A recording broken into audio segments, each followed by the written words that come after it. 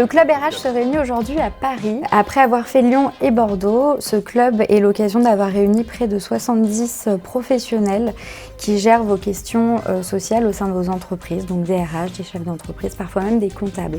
Allez, on y va. Alors, ce qu'il faut retenir au niveau des mesures Covid-19, c'est que c'est la fin du régime d'état d'urgence, ça je pense que vous le savez tous. Réactivation de l'activité partielle pour les salariés vulnérables parce que ça devait plus être renouvelé, puis finalement ils nous en ont remis une petite couche.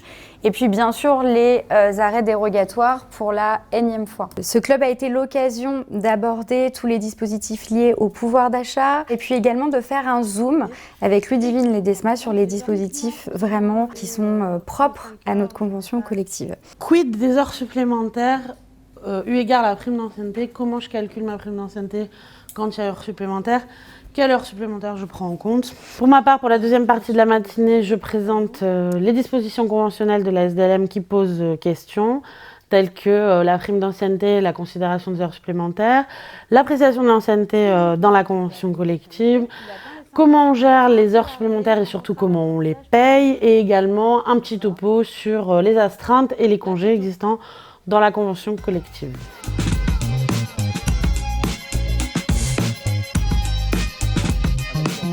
Petite nouveauté depuis l'année dernière, ce club est aussi animé par Mathieu Armango qui, durant l'après-midi, fait un atelier pratique sur la santé et la sécurité. Il y a en fait 4 éléments caractéristiques qu'on va appeler des notions sur l'accident du travail. L'idée, c'est d'insister sur comment analyser les accidents du travail pour pouvoir progresser en prévention malgré l'occurrence de ce type d'événements indésirables.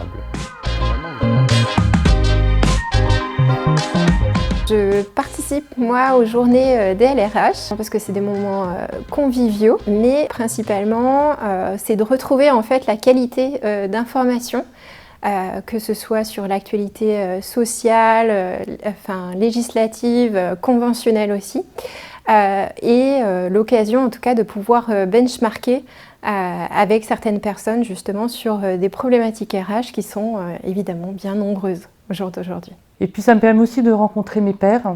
On échange beaucoup entre les adhérents. Ça m'est même arrivé d'aller chez un adhérent qui m'a montré par exemple ce logiciel de paye, où je reçois un adhérent à qui je montre comment j'ai mis en place la dématérialisation des factures fournisseurs. Donc c'est un moment d'échange, un moment où on se pose des questions et c'est que du bonheur.